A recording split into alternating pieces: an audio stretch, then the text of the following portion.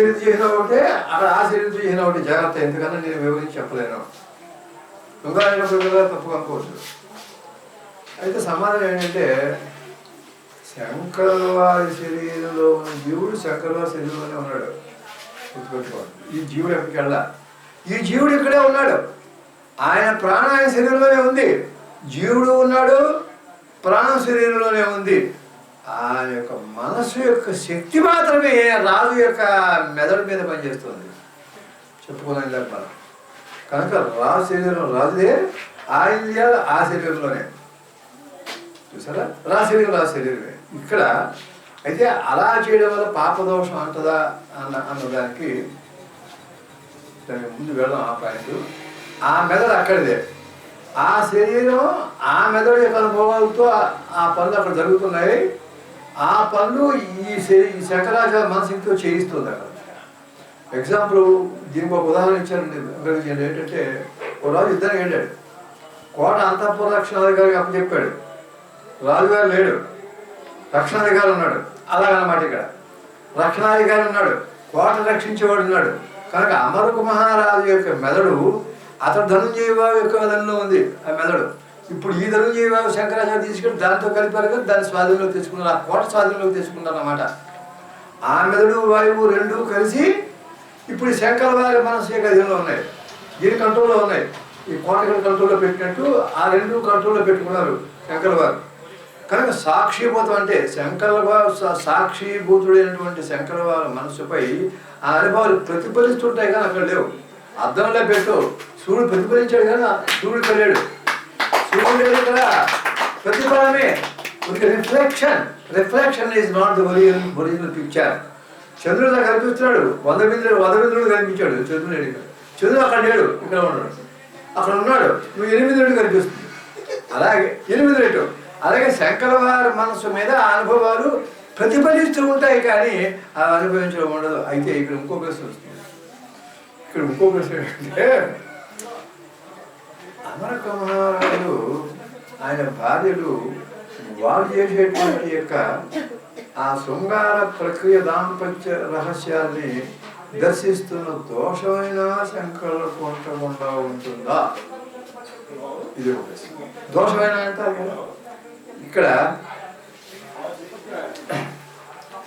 రామాయణంలో కూడా ఆ దోషం దుర్బుద్ధితో చూసేవాడుగా నివర్తిస్తుంది. ఇది ఏమన్నారంటే, సీతాన్వేష సమయంలో రాత్రిపూట ఈ అంతఃపురంలో ఈ రాముడు అంతఃపురం కాంతలు అర్ధనగ్రంగా నగ్రంగా ఉన్నారు. అప్పుడు హనుమంతుడు చూశాడు, ఆ ప్రభావం తన మీద బుద్ధి పడటం లేదు కదా, పడితే కదా దోషము, నా బుద్ధి మీద ప్రసరించడం లేదు కదా అని ఆత్మవిమర్శ చేసుకున్నాడు. ఇది సందేహం. అది తీసుకురండి శంకరాచార్య. అయితే ఈ సందేహం రావడం సమంజసమే కదా. కానీ ఆ దోషం దుర్బుద్ధి శంకరాచార్య వారికి ఆ రాణులతోటి కలయిక దుర్బుద్ధి లేదు. ఊరికే శాస్త్ర శిక్ష సంబంధించి అనుకూలంగా చెప్పడానికే. జీవుడు ప్రధానమైనది ఏమిటి? బుద్ధి.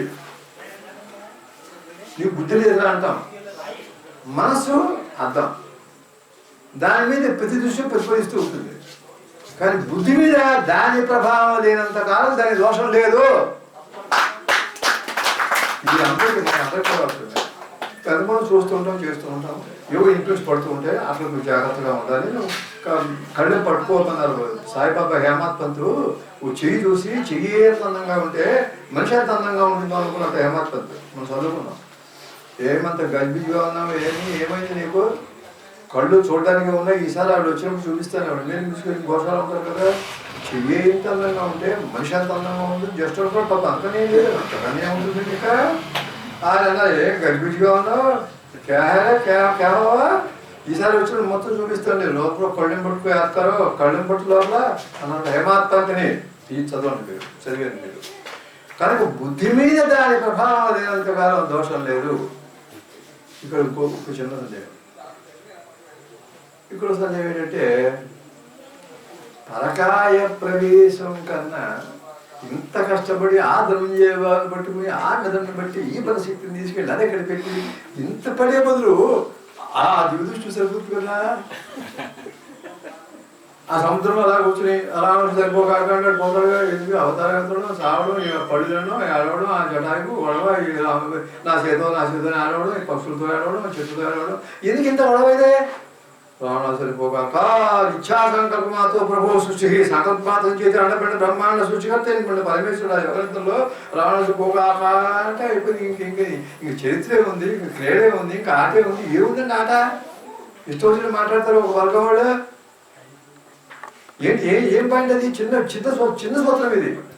రామస్వామి వచ్చిన ఇప్పుడు దొంగట ఆడుతుంటారు పిల్లలు, ఒక స్తంభాన్ని తల్లిగా అనుకుంటారు, తల్లి ముట్టుకుంటే వాళ్ళు దొంగ కాదు, అందరూ ముట్టుకుంటే ఇంకా ఆటే ఉంది. అందరూ ముట్టుకుంటే ఆడలేదు, ఇంకా ఆడాలి, ఆ క్రీడ ఉండాలి. ఆ క్రీడ ఇది భగవంతుడి యొక్క క్రీడ. అయితే దీనికి ఏ సందేహం ఏంటంటే పరకాయ ప్రవేశం దివ్యదృష్టి సాధించి దాని ద్వారా మనం తెలుసుకోవచ్చా అనుకుంటే శంకరలాభని ఎందుకు చేయలేదు? ఇంత కష్టపడి గోలు వెళ్ళి బలపడి అక్కడికి వెళ్ళి ఆ చితి కాలిపోతుంటే, ఒళ్ళు పిక్కలు కాలిపోతుంటే లక్ష్మీ దోషం మమ్మదే ఇక్కడ బలం టైం లేదు, లక్ష్మీ ఏం దోషం మమ్మదే వచ్చేటప్పటికి అప్పుడే వచ్చేటప్పటికి అంటే చేశారు.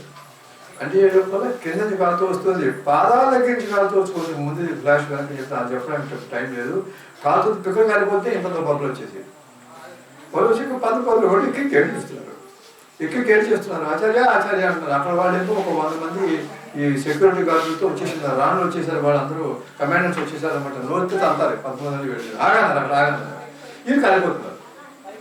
అప్పుడు లక్ష్మీ దేహి కళాబలంబం అని 3వ శ్లోకం చదివేటప్పటికి 4వ స్తోత్రం అయ్యేటప్పటికి వాడు స్తంభించిపోయేది. ఈ కంఠానికి ఆ వాగ్దేవి తాండ వాడింది, బొబ్బలు పోయాయి, చేతులు రాసిన బొబ్బలు లేవు, చదవట్లేదు. వాళ్ళు విఖాంత పోయారు. ఈయన్ని నిర్బంధించి కష్టలోకి తీసుకుని వీళ్ళని చంపేద్దాం అనుకుని వచ్చిన వాళ్ళు వాళ్ళు పడిపోయారు. ఆ స్తోత్రం చదివాడు. అక్కడ పద్మపాదుడు అడుగుతాడు, అప్పుడు దుర్జయాశ్రములు అడుగుతాడు. శంకరం వెళ్ళిపోతున్నారు, కప్ప అరుగు వేసుకుని 2 పర్వతాలు ఎక్కి టక్క వీళ్ళు వచ్చేటప్పుడు దిగిపోయారు. ఆ రాజాశ్రమం వెళ్ళిపోతున్నారు అనమాట. ఇంకా పరకపేసి అయిపోయింది, వాడు పోతాడు. ఇంకా రాను ఉండడు. అక్కడ పరామర్శ చేయాలి, వెళ్ళి ఈ సాక్షాత్కారం వాళ్ళకి కావాలి. అయ్యేటప్పటికి ఏ పద్మపాద చిన్న సందేహం, శివ సంబంధమైన వాడు కదా, మన శంకరాచార్య శివ సంబంధం కదా, శివ సంబంధించి లక్ష్మీ స్తోత్రం విష్ణు సంబంధం ఏమిటి అని అడుగుతున్నాడు. నామే ఉండేది. దానికి ఎంత సమాధానం నేను చెప్పాను.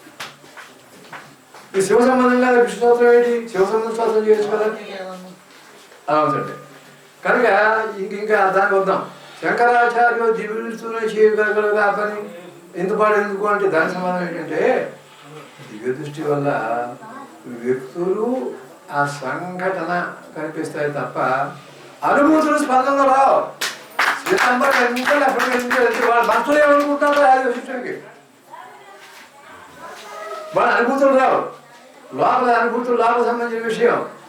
ఆయా వ్యక్తుల అనుభూతులు స్పందనలు ఉంటాయే, అది రావు. ఊరికే దృష్టి కనిపించడం, టీవీలో కనిపించడం అంతే. టీవీలో చూస్తుంటాం, వాళ్ళ లోపల స్పందన అనుభూతులు మనకి వస్తున్నాయా? ఊరికే యాక్ట్ చేస్తాను వాడు అంతే. వాళ్ళ లోపల విషయాలు నాకేం అర్థం కావు. ఊరికి చూస్తున్న దృశ్యకరణ అంతే. నువ్వు లోపల కూర్చున్న లోపల చూస్తే ఇప్పుడు వాడి ఎస్ట్రాలో ఏదో అనుకుంటూ చూస్తుంది. అంత చేయవలసిన పని లేదు కదా అదనమాట. కనుక దీనికి ఒక ఉదాహరణ కూడా గుర్తొచ్చింది. శమీక మహాముని కొడుకు పరీక్షిత మెడలో వేసినప్పుడు శాపం ఇచ్చేసి ఏడుపు మొదలెట్టాడు. ఆ ఏడుపు ముందెందుకు లేదు? రోగం వచ్చేసింది. మా నాన్న మెడలో మా తండ్రి మెడలో చచ్చిపోయిన పాము వేస్తాడా అని వేసేసిన తర్వాత అయ్యబాబు అంటే ఆయన మొదట ఆయన ఇష్టమైనటువంటి ఆనంద స్థితిలో ఉన్నారు. ఆయన శమీక మహాముని కళ్ళు తరవడానికి ఇంకా అంశం దిగలేదు. వీడి ఏడుపుతోటి కూడా ఆడుకునే పిల్లలు ఉన్నారు, గంగదుడితో ఆడుకుంటారు. వీళ్ళందరూ వచ్చి గోల్ చేయడంలో ఈయనకి అంశం దిగింది. కళ్ళు తెరిచారు, చూస్తే పాము ఉంది. వాళ్ళు ఏం చేయాలంటే బాణం కొంతటి పాము తీసి పక్కన పారేశారు. ఏంట్రా ఏమైంది అన్నారు. అంటే ఇలాగా అన్నారు. అయ్యయ్యో ఇదేం కర్మ, నీకు 2 రోజులు శాపం పెట్టుతా, రాజు పనుల శాపం 3 నెలలు రాజు పవన్ పెట్టి మనకి వాళ్ళ అమ్మ ఆశ్రమాల్లో ఎందుకు అంత పని చేసావు? 2 రోజులు వీడు శాపం అవుతుందా, శాపం వల్ల ఏంటని చెప్పి వెంటనే అప్పుడు దివ్య దృష్టిలోకి వెళ్ళారు. అందుకని చెప్తున్నాను, దివ్య దృష్టిలో వెళ్ళినట్టుగా భగవంతుడు నువ్వు నోరు మూసుకో, ఇవాళ ఆగదు అంతే అన్నారు. బాగున్నాను ఇక అంతే అన్నారు. కానీ దివ్య దృష్టి గురికి ఆ సీనాన్ని కానీ జరగబోయేదానికి మీకు మామకి ఇప్పుడు చెప్పవచ్చు నాకు అయిందా. అప్పుడు ఏం చేశారంటే మనిషి నుంచి మెసేంజర్ నుంచి పంపించారు, పోయి స్వామి ఇలా జరిగింది మీరు కాపాడుకోండి, నా కొరడు చేసేది క్షమించండి, నేను ఏం చేయగలను చెప్పడానికి వీళ్ళైనటువంటి పరిస్థితి, శాపాన్ని తిప్పే సమర్థత ఆ నిగ్రహానుగ్రహ సమర్థత నాకు కలగలేదు, అంటే మీ మీ తక్షకుడు వారం రోజుల్లో మీకు ప్రభు నమస్కారం అని చెప్పి మనిషి నుంచి పంపించారు. అప్పుడు ఏడుపడేటాడు పరీక్షలు వదిలేడు. కనుక దృష్టి వల్ల సంఘటనలు కూడా చిన్నమవుతాయి, కానీ ఆ వ్యక్తుల యొక్క అనుభూతులు కానీ స్పందనలు కానీ కావు. అప్పుడు దృష్టి వస్తుంది. ఈ పలకాయ పేసి విధి చేయవలసిందే. అయితే ఉభయ భారతీదేవి ప్రశ్నలకి సమాధానం చెప్పాలి అంటే శంకరాచార్య వారికి ఆ అనుభవాల్లోని మర్మాలు తెలియాలి. అందుకని ఆయన ఈ పలకాయ పేసి విద్య ప్రక్రియని ఎందుకోవాల్సి వచ్చింది. ఇక్కడ ఇంకో సందేహం, ఏడెనిమిది సందేహాలు ఇంకో సందేహం ఏంటంటే, ఇక్కడ ఇప్పుడు సావుముఖంగా మృత్యు సదృశంగా ఉన్న శంకర శరీరంలోకి ఇక్కడ శరీరం ఇక్కడ ఉంది కదా, అక్కడికి ఆ మెదన్ని ఆ ధన్య వాయువుతోటి కంట్రోల్లో పెట్టుకున్నాం. ఈ లోపల ఇంకోడెవడో ఈ శరీరంలో వేసుకోవడా? శంకర శరీరంలో ఇంకో మహాసుడు ఎవరైనా పలకాయ చేయొచ్చా? చేయకూడదా? చేస్తాడా? చేయొచ్చా? వీడికి కాపాడుతారు, భయం బాగానే ఉంది. ఇంకోటి ఎవరి నుంచి వాడుతుంటే ఈ శరీరంలోకి అలా చేయకపోవచ్చా? సమాధానం కుదరదు. ఎందుకంటే మృత శరీరంలో జరిగే ప్రయోగాన్ని మాత్రమే ప్రవేశం అంటారు, కానీ మిగిలిన ప్రవేశం అనరు. ఇది శంకర వారి శరీరం ప్రాణవంతం, వాడు రావడానికి వెళ్ళలేదు, వాడు ఎవరు రావడానికి లేదు. ఇంకోటి ప్రస్తుత ఘాటకం ఇప్పుడు సమాధానం మృత శరీరంలో జరిగే ప్రయోగాన్ని పలకా ప్రవేశించాడు, వాడు పోయాడు కనుక. ఇక్కడ శంకర వారి శరీరం ప్రాణవంతంగా ఉంది, చైతన్యవంతంగా ఉంది, శరీర జీవుడు ఉన్నాడు, ప్రాణశక్తి ఉంది. అంచేత ఇంకోటి రావడానికి వీళ్ళది దేహంలోకి. ఎవరైనా చేస్తే ఒక విషయీకరణ చేయాలి. ఇప్పుడు అది సాధ్యం కాదు, ఎందుకంటే అది సాధ్యం కాదు. వశీకరణ చేయడం కూడా ఇప్పుడు రెస్పాన్స్ చేయడం అనుకోండి, నువ్వు కాన్సన్ట్రేట్ ఇలా చూస్తావు, నువ్వు పనిచేయదు. నువ్వు కాన్సన్ట్రేట్ ఇలా చూడు, పక్క వెళ్ళిపోతుంది పడదు. నువ్వు కాన్సన్ట్రేట్ చేయకపోతే లొంగుతావు అంతే, అక్కడ లేకపోతే లొంగవు. నువ్వు కాన్సన్ట్రేట్ చేసి నన్ను వీడియో చేయడం మీరు బొంద అందులో ఏకాగ్రంగా అలా పెట్టి చూడు, శివాంత పద్ధతి ఒక మాట వాడు సైన్స్ పనిచేయదు, వాడు పోవాల్సినాడు ఎంత మంచి విషయమైనా సరే. దీని కొట్టు కూడా మీకు తర్వాత చెప్తాను. అది దానికి సైన్స్ ఏంటంటే, స్థూల సూక్ష్మ కారణ శరీరం ఉంది కదా, కదలబడి ఈ కారణ శరీరంలో మనసు పనిచేస్తున్నప్పుడే ఈ వశీకరణ సాధ్యం. అంటే ఒక మాట మీరు అన్నా కాదు, మళ్ళీ మీరు పెట్టుకుని మళ్ళీ ఈ సెంటర్ వింటూ ఉంటే మీ ఆమల పలకంలో మెదడు పనిచేసినట్టుగా మనకు మహారాజు పనిచేయాలి. మన పొలన్నీ ఆ సైన్స్ తీసుకోవాలంటే నేను ఎంత చచ్చానో అంత కూడా మీరు కూడా అలా చేయవలసిందే. అందుకు ఈ పాయింట్స్ అంటారు. ఇప్పుడు ఇక్కడ శంకర వారు ఎవరైనా చేస్తే వశీకరణ చేయడం కూడా సాధ్యం కాదంటే, కారణ శరీరంలో మనసు పని చేయటం లేదు, దాని పేరే కారణ శరీరం. ఆ కారణం అప్పుడున్నంతసేపు ఈ సూక్ష్మ శరీరం పనిచేయక మందు, స్థూలం పనిచేయక మందు. మహాకారణం అక్కడ ఉంది. ఆ మహాకారణం, ఆ కారణం కూడా కారణం అంతసేపు మనకి జన్మలు కారణాలు బాడీ అన్నారు కాదు. ఆ కారణం దానికి కూడా లేదనుకోండి, ఇంకా హారిమని చెప్పినట్టు ఇంకెవరు చేయలేదు నేను లేదు. ఇంకా అది లేకపోతే ఇంకొక మహాలింగ స్వరూపం ఒకటి అలా జాజ్యుజమానంగా దేదీప్యమానంగా ఉండేది ఒక జాజ్యుజమైనటువంటి లింగాకారంగా ఒక జ్యోతి స్వరూపం కనిపిస్తుంది. దాని పేరే మృగాండ తత్వము. అందుకనే మార్కండేయుడు చిరంజీవి అన్నారు. అది మార్కండేయుడు అదే ఆ లింగాన్ని పట్టుకున్నాడు, దేవుడు వచ్చేసాడు, ఇవన్నీ అలంకారమయంగా వచ్చేసాడు. వచ్చేసి ఇప్పుడు ఇది ఎన్నో పడేసుకున్నాడా? ఎవరు ఆయన ఇంకా ఏం చేస్తుంది సమాధానం కదా, బొమ్మలు ఆ సోలం వచ్చేసి వీడియో ఇంకా గాలి చేసుకున్నట్ట. మృకండ తత్వం అది. ఆ తత్వానికి పుట్టినటువంటి యొక్క తత్వం ఏదైతే ఉందో దాన్ని మృకండ తత్వం యొక్క బిడ్డని మార్కండేయుడు చిరంజీవి అన్నారు. అంతేగాని మనిషి పేరు కావు. ఇవన్నీ తత్వాలని గుర్తుపెట్టుకోండి అని హెచ్చరించారో. కథ ఎక్కడికి వెళ్ళిపోయింది చూడండి, కథాభాగం ఎక్కడికి వెళ్ళిపోయింది, ఇది ఎక్కడికి వెళ్ళిపోయింది ఒక మాట చూడండి. మరి కారణ శరీరంలో మనసు పని చేస్తున్నప్పుడే మీకు వశీకరణ సాధ్యము. ఇప్పుడు శంకర మనసు వారి శరీరంలో లేదు, చెప్పుకొని అక్కడికి వెళ్ళిపోయింది మనసు మెదడు. రాజు యొక్క మెదడులో లయమై ఉంది. ధ్యానమగ్నుడై సమాధిలో ఉండేటువంటి యోగి ఎటువంటి వాడు ఈ పరకాయ ప్రయోగం చేసినటువంటి వాడు అలాంటి వాడు ధ్యానమగ్నంలో ఉంది. మా శిక్షకులు 2 గంటలు 3 గంటలు 2 గంటలు 3 గంటలు మధ్యలో అంత దిగేది. తెల్లవారుజామున వరకు 5 గంటలకు లేచి దేవుడి మీద తోటి నేను అభిషేకం చేసుకుందామని పట్టిసేయండి. బిల్లు వచ్చేటప్పుడు వస్తే ఈయన మాసంలో ఉండేవారండి. అదేనో మనం నాకు తెలియదు. నేను అలా కూర్చుండిపోయాను గంట అన్నదా. కానీ ఈ రెప్పలు లేచి దేవుడు అంటే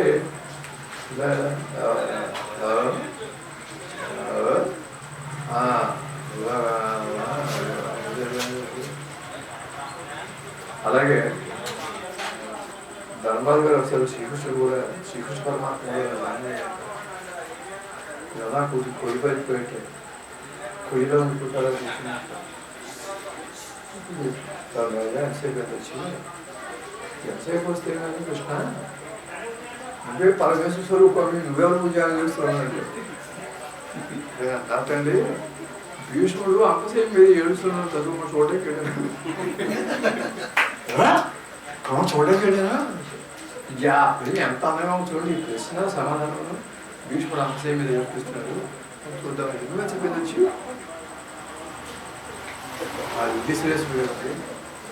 యోగేశ్వరాజ్ కృష్ణ యోగేశ్వరాజ్ కృష్ణ అన్నారు కదా చివరి. సరే అందుకని ధ్యానగతుడై ఉన్నటువంటి సమాధి స్థితుడైనటువంటి యోగి ఎటువంటి వాడు పరకాయ ప్రవేశించి నేర్చిన వాడు అలాంటి వాడు. ఇక్కడ మరి యోగీశ్వరుడికి పరకాయ ప్రవేశించిన వాడు తేడా ఏంటి? ఇద్దరు స్థిరంగా అలాగే ఉంటారు కదా అంటే ఇక్కడే సమాధానం ఏంటంటే సమాధి స్థితిలో ఉన్న యోగి బ్రహ్మంలో లీనమవుతాడు. ఈ పరకాయ ప్రవేశం చేసిన వ్యక్తి మరో దేహంలో లీనమవుతాడు. ఇక్కడ దేహంలో లీనమవుతాడు అక్కడ అవుతాడు. గట్టిగా కనుకోవద్దు. ఇది రెండింటికి తర్వాత కొంత తక్కువగా అయినా పరకాయ ప్రవేశం కూడా ఒక సమాధి స్థితిలో ఆ సమాధిలో ఉండిపోతుంటే నేను మా పితృదేవుడిని సమాధి స్థితిలోకి వెళ్ళాను అంటే ఉళ్ళుమండి నన్ను కనతండి ఆయన ఒక మాట నన్ను ఇలా మెల్లిమెల్లి చూసి ఏం చూసారు సమాధిలో అదే చూసారా అప్పటిదాకా క్రిస్టియన్ మొత్తం కదా చాలా సమాధానం నోరుపోయింది. చాలా సమాధానం ఉంది. మీ ఊరి సమాధి ఉంటే విధానంలో దాని ఇంకా బ్యాక్గ్రౌండ్ చాలా ఉంది ఇప్పుడు. కనుక సమాధి స్థితిలో ఉన్నటువంటి యోగి శరీరంలో పరకాయ ప్రవేశం ఎలా సాధ్యం కాదు, పరకాయ ప్రవేశంలో ఉన్న యోగి శరీరంలో కూడా ఇంకోటి కాయం ఇంకో పరకాయ ప్రవేశం అది సాధ్యం కాదు. అంటే పరకాయ ప్రవేశం అంటే అర్థమైంది. ఈ సైన్స్ అంతా చెప్పుకున్నాం. చివరిగా ఒక చిన్నదండి బడు ఇంకోసారి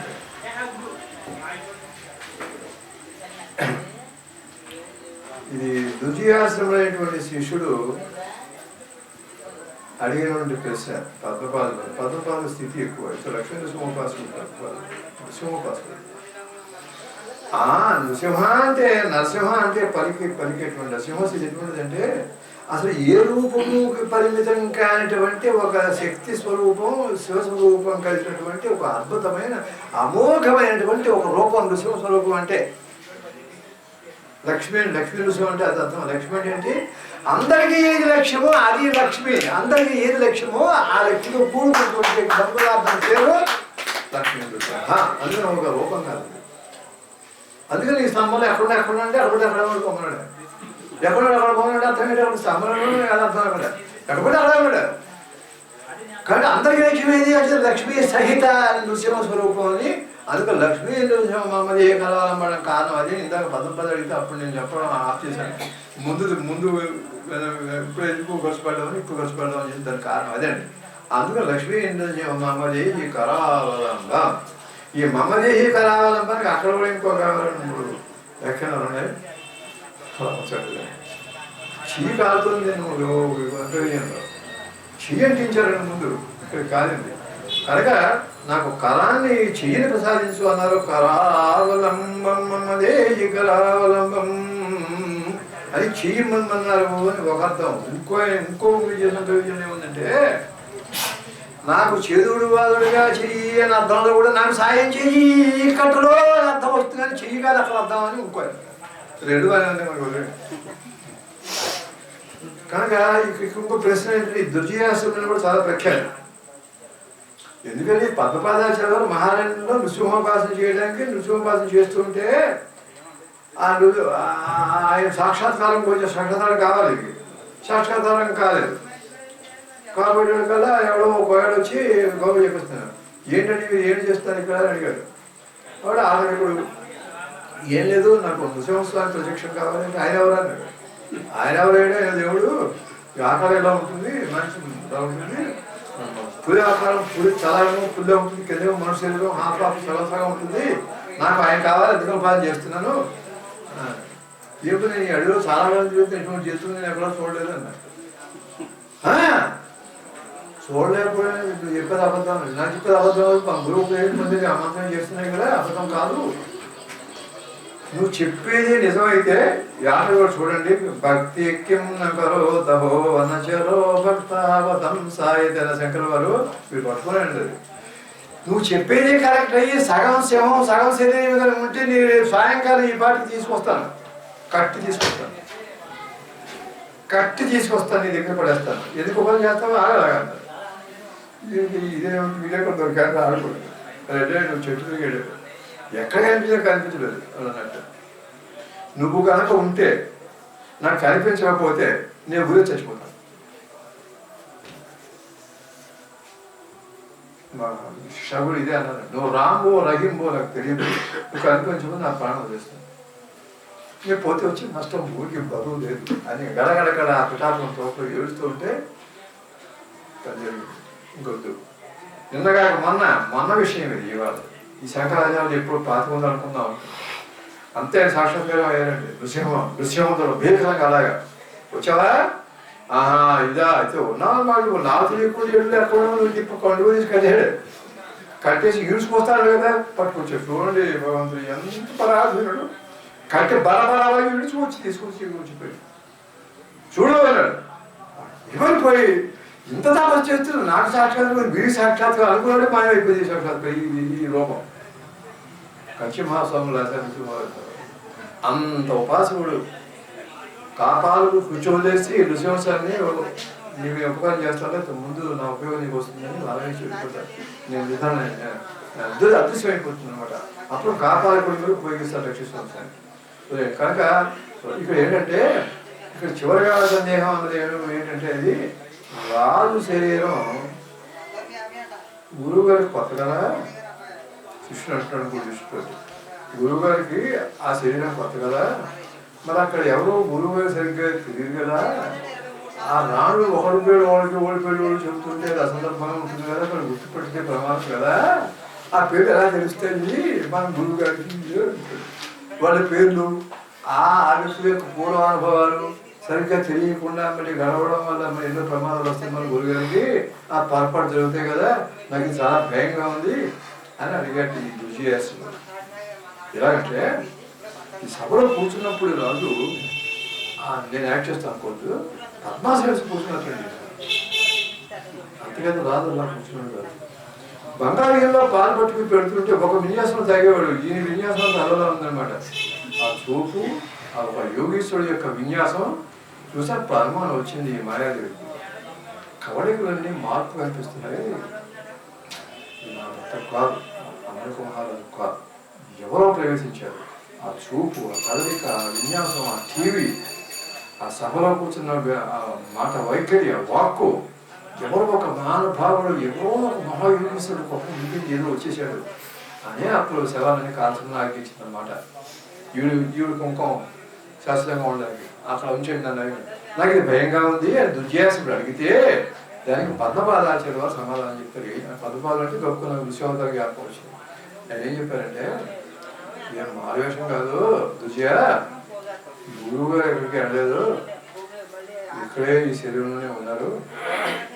మనశక్తితోటి రాజు మెదడిని పనిచేస్తూ అన్నాం కదా, కనుక మెదడు పనిచేస్తేనే దానికి అనుగుణంగా మిగిలిన ఇంద్రియాలు కూడా పనిచేస్తాయి కనుక ఆ మాయాదేవి అంటే మాయాదేవి అని పిలుస్తారు.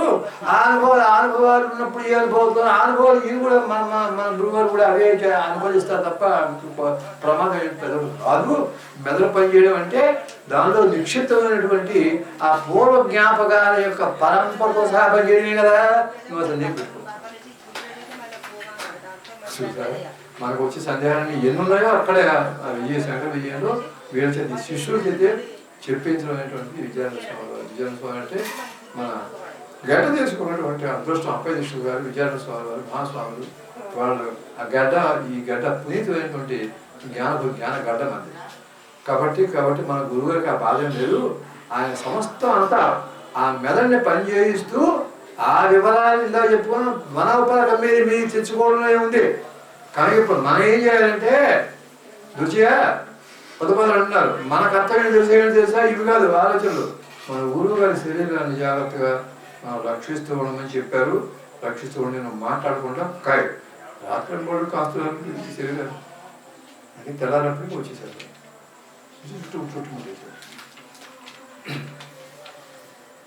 ఎందుకంటే రాజుగారి మీద పనిచేస్తున్న గురువు గారి మనసుకి ఈ శరీరం మీద శ్రద్ధ ఉండదు. ఆ శ్రద్ధ మనకు అప్పు చెప్పారు. ఈ శరీరం మీద శ్రద్ధ పెట్టుకోవాలి. అక్కడ ఉన్నారు, అక్కడ బిజీగా ఉంది హోల్ వర్క్. ఇక్కడ పార్ట్ టైం కూడా కాదు అంటే మనకి ఈ జాగ్రత్తగా ఈ శరీరాన్ని కాసుకోవాలి. తస్మాత్ జాగ్రత్త అని ప్రమాదం వస్తే కోట చుట్టూ అరవమన్నారు. ఆ సమయంలో శరీరానికి ఏదైనా ప్రమాదం సంభవిస్తే ఆయన హఠాత్తుగా వెళ్ళిపోవాల్సి వస్తుంది. హఠాత్తుగా మొదలుపెట్టి దానిలో అక్కడ అంత అర్ధాంతరంగా ఆగిపోతుంది. అర్ధాంతరంగా ఆగిపోతే ఇంత సమయం అయిపోతుంది. అంటే అక్కడ గమనం ఇవ్వాలి. సడన్గా నిద్రపోతున్నాడు గబ్బు లేకపోవడం కొంచెం మెల్లిగా ఎవరో అంటే వాడు స్వప్నం తిరుగుతుండే అనుకుంటుంది. అంటే నిద్రపోతున్నాడు లేకుండా మన సాంప్రదాయం ఏంటంటే నాలుగు నిద్రపోతుంది మళ్ళీ వస్తాను చెప్పి లేకండి అంటారు. ఇవాళ చెప్పేస్తానండి ధ్యానంలో చెప్పేస్తారండి. నిద్రపోతే కల్ప జపంలో కూడా అనకండి. జపంలో కూడా మావాడు అనొచ్చు కదా అనకండి. వెంటనే వచ్చేది తలుపు వచ్చేయడం చెప్పాడు. మనం పక్కన లేదు కదండి.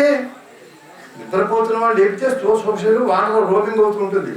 మళ్ళీ గమ్ము చదువుతుంది మెదడు డ్యామేజ్ అవుతుంది. మెల్లిగా పేరు పెట్టి అని అలా టచ్ చేసుకుంటూ స్పర్శేంద్రియం పనిచేస్తుండగా అలా ఒక్క మాట మంచి గమనపడాలి. మంచి నిద్ర వాళ్ళు మమ్మగారు మనసుద్దరు తాళించండి. ఇది తెలుసుకుంటే నేను మనకు 4 గంటలకి లేచి జామ్ చేసిన టైం అన్నానండి. ఏంటి ఏం లేదు చిన్న విషయం లేదు తాళించి ఏమైనా దొరకబడరా. అప్పుడు స్వస్థత చేయకూడదు. ఆ మొట్టమొదటి కదా ప్రాణం పోతే లేదా పిచ్చిపోయి మెదడు పని చేయకపోతే మ్యారేజ్ వస్తుంది. సరే అండి. కనుక ఆ సమయంలో శరీరానికి ఏదైనా ప్రమాదం సంభవిస్తే హఠాత్తుగా మెలుకోవాల్సి వస్తుంది. హఠాత్తుగా మెలుకున్నప్పుడు పని అర్థాంతరంగా అక్కడ ఆగిపోతుంది అని మార్పు వస్తుంది. ఇక్కడ ఇంకొకటి ఇంకోటి మధ్యలో వదిలేశాను అక్కడ చెప్పడం ఇష్టం లేక శరీరం శృంగారం చేశారు కదా శంకరాచార్య వారు రావడంతో ఆ దోషం ఆ శరీరం మలినం కాలేదా. ఈ శరీరం శంకరాచార్య వారి శరీరం ఏంటి